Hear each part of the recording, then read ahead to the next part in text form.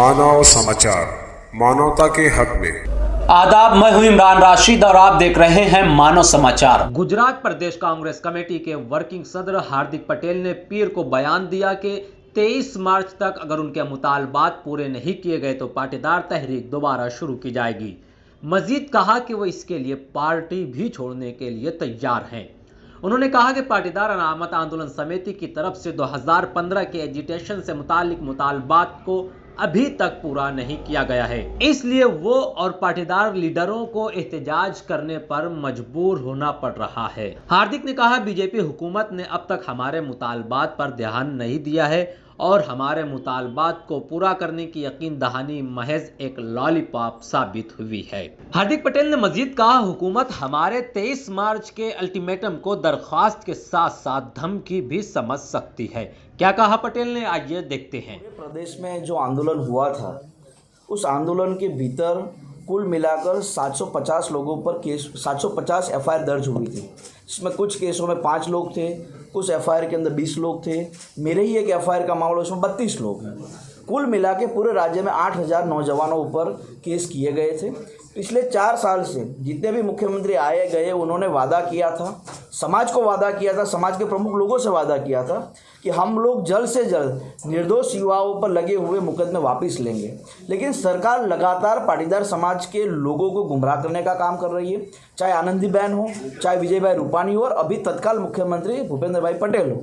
सभी लोगों ने वादा किया था, फिर भी क्यों नहीं ले रहे? उसका मतलब बहुत ही साफ है कि पूरे प्रदेश के उन नौजवानों को, जिन नौजवानों ने आंदोलन के दौरान समाज के लोगों को फायदा दिलाया है, समाज के लोगों को अधिकार दिलवाया है, चाहे वो शिक्षा की बात हो, चाहे रोजगार की बात हो, फिर भी सरकार उन लोगों को न्याय देने की जगह सिर्फ और सिर्फ पूरे समाज को, समाज के प्रमुख लोगों के साथ बैठकर गुमराह करने का काम कर रहे हैं। अभी कुल मिलाकर 146 केस आनंदीबेन के समय वापस लिए गए थे।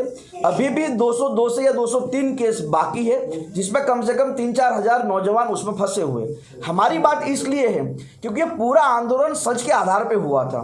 सच इसलिए मैं बोल रहा हूँ क्योंकि आंदोलन के कारण कई योजनाएं लोगों को मिली है। आंदोलन खत्म होने के बाद कई ऐसे नौजवान हैं जो सरकारी नौकरी करना चाहते हैं, विदेश पढ़ने के लिए जाना चाहते हैं, लेकिन केस के कारण उनको नुकसान भुगतना पड़ रहा है। तो मेरी आज सरकार से विनती है कि इस मामले में जल्द से जल्द फैसला किया जाए। और ये बात सिर्फ हमने नहीं रखी थी, इसी राज्य के पटेल समाज के साथ जितने भी संसद सभ्य, वो भी जाके मुख्यमंत्री को आवेदन दे चुके हैं कि भाई केसों को वापस किया जाए। अगर आने वाले 23 मार्च तक सरकार इस मामले में कोई फैसला लेना नहीं चाहती तो हम सब साथ मिलके फिर से एक राज्यव्यापी आंदोलन की तैयारी कर रहे हैं। ये आंदोलन हम लोगों के लिए नहीं है। मैंने कहा, मुझ पर 32 केस लगे, मुझ पर लगे हुए केस वापस न लेना चाहे सरकार, मुझे कोई दिक्कत नहीं, लेकिन 202 केस 201 तो वापस लीजिए, क्योंकि उन सब लोगों के खिलाफ आपने जो मुकदमे किए हैं, पूरे राज्य में जो मुकदमे हुए मेरे भाई, वो सारे मुकदमे सरकार ने किए हैं। किसी व्यक्ति ने किया होता तो हमें उसको समझाना पड़ता, सरकार को उसको समझाना,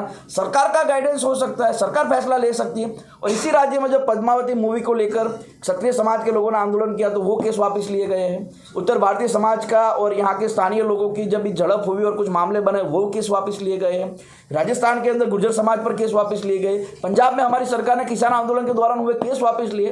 तो अगर आपकी मंशा है कुछ करने की तो आप काम कर सकते हैं। और मैं बहुत ही स्पष्ट कहता हूँ, इसमें कोई बलात्कार का मामला नहीं है, इसमें कोई हत्या का मामला नहीं है, इसमें कोई राज विरोधी या देश विरोधी कृत्य नहीं हुआ। जितने भी मामले हुए वो 188 की धारा कहीं लगी है, कहीं तोड़फोड़ की धारा लगी है, कहीं मान लीजिए कि बिना परमिशन सभा का मामला लगा। ऐसा कार्यक्रम है तो इस मामले में सरकार को सहयोग देना चाहिए।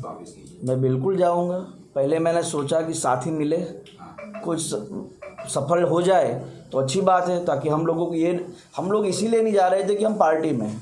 कल कोई ये बोलेगा कि देखिए कांग्रेस इस मामला उठा रही है। आज मैं व्यक्तिगत रूप से ये मामला उठा रहा हूँ, सामाजिक रूप से, क्योंकि मैं आंदोलन का कन्वीनर रह चुका। मैंने इस आंदोलन की शुरुआत की थी। सरकार इसलिए केस वापस नहीं करना चाहती क्योंकि सरकार के कुछ लोगों के दिमाग में ऐसी गंध भरी गई है कि यार पटेल मुख्यमंत्री बना दिया गया, पटेल जाएंगे कहाँ। इसलिए वो कहीं ना कहीं समाज को गुमराह करना चाहते हैं। और समाज के जो प्रमुख लोग जो सरकार के साथ बैठते उठते हैं, वो लोग भी ये फैसला नहीं दिला सकते। वो भी लोग ये फैसला करवा नहीं सकते। उसका मतलब ये है तो कहीं ना कहीं पूरे समाज को गुमराह करके अपनी दुकान कुछ लोग चलाना चाहते हैं और सरकार पूरे समाज को गुमराह करके अपनी सत्ता चलाना चाहती है। लेकिन 22 का चुनाव आया तभी आपको क्यों याद आया? नहीं, ये तो 2 साल से मुद्दा चल रहा है और ऐसे तो 2017 से मुद्दा चल रहा है। 2017 के मार्च से केस वापस करने के लिए मामले में सरकार बोलती है हम 3 महीने में लेंगे, 6 महीने में लेंगे, नहीं लेंगे तो उसके बाद बोलेंगे ना। और जब तक हमारे समाज के प्रमुख लोग जाके मिलते थे, हमें ऐसा था कि चलो समाज के प्रमुख लोग जाते और ये फैसला लिया जाता है तो हमारे लिए तो अच्छी बात है ना। हम इसका राजनीति, आज भी बोल रहा हूँ, मैं इसका राजनीतिकरण नहीं करना चाहता। अगर करना चाहता तो मैं राजीव गांधी भवन पर जाकर प्रेस कॉन्फ्रेंस करता। मेरा वहां जाकर बदलिए प्रेस कॉन्फ्रेंस यहाँ क्यों किया? क्योंकि इसका राजनीतिकरण नहीं होना चाहिए। और पहले भी जब आंदोलन किया था तब सारे लोग बोलते थे कि भाजपा के लोग आंदोलन करवा रहे, ये कांग्रेस के लोग आंदोलन करवा रहे, लेकिन आज तक वो साबित नहीं हो पाया। कहने की बात बहुत स्पष्ट है कि मुद्दा कई दिनों से चल रहा है, लेकिन जिस मुद्दे को लेकर सीधी उंगली से घी नहीं निकालने का काम सरकार कर रही है, तो हम चाह रहे हैं कि इसको अगर आंदोलन के रूप में भी सरकार सुने तो वो सुनाना चाहते हैं। तो आंदोलन किस दिशा में रहेगा आपका? हमने 1 मार्च से लेकर कार्यक्रम तय किए हैं जिसमें हम अलग अलग जिले में जाकर 300, 400 पाटीदार युवाओं के साथ संवाद करेंगे। हम हर ब्लॉक या विधानसभा में जाके जो स्थायी पाटीदार विधायक होगा भाजपा से, उनको आवेदन देंगे, उनसे विनती करेंगे, उनको गुलाब का फूल देंगे कि आप हमें इस मामले में मदद कीजिए। अगर वो मदद नहीं करना चाहता, वो मिलना नहीं चाहता, तो उसी के घर के बाद धरने पर भी बैठेंगे। और 23 मार्च तक अगर इस पूरे मामले में अगर कोई फैसला नहीं लिया जाएगा तो 23 मार्च के बाद बड़ी बड़ी जनसभाएं करेंगे, ज़रूरत पड़ी वहाँ रैली करेंगे, रोड शो करेंगे और लोगों को फिर से जागरूक करेंगे कि आपके बच्चे का मामला है, आपके बच्चे के लिए लड़ने वाले एक नौजवान पर लगे हुए केस वापस करने का मामला है। तो और बहुत ही स्पष्ट बात है कि क्या पाटीदार समाज के लोग हिंदू नहीं हैं? जो वीएचपी बजरंग दल लगातार किशन भरवाड़ की हत्या के मामले में लगातार बोलती थी कि हमारे हिंदू का लड़का डेथ हुआ, हमें बहुत दुख हुआ, उसकी भगवान उसकी आत्मा को शांति दे और ऐसे अपराधियों को फांसी की सजा मिलनी चाहिए। लेकिन आज पटेल समाज के 9 बच्चों को गोली मारी थी, कुल मिलाकर 14 बच्चे की हत्या हो गई थी, हजारों नौजवान पर मुकदमे लगे, तो वीएचपी बजरंग दल और हिंदू संगठन भी इस मामले में नहीं बोल रहे।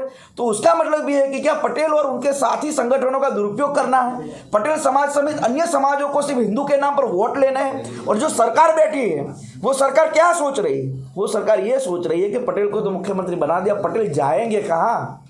तो आजकल का कोई भी नौजवान ये सोच के वोट नहीं करता कि मेरा मुख्यमंत्री मेरा मंत्री है। आज का नौजवान ये सोच के वोट करता है कि हमारे लिए क्या काम आएगा, ये कितना रोजगार देगा, ये कितनी नौकरियां देगा, ये कितना शिक्षा देगा। तो इस मामले में आने वाले दिनों में फर्क तो पड़ेगा।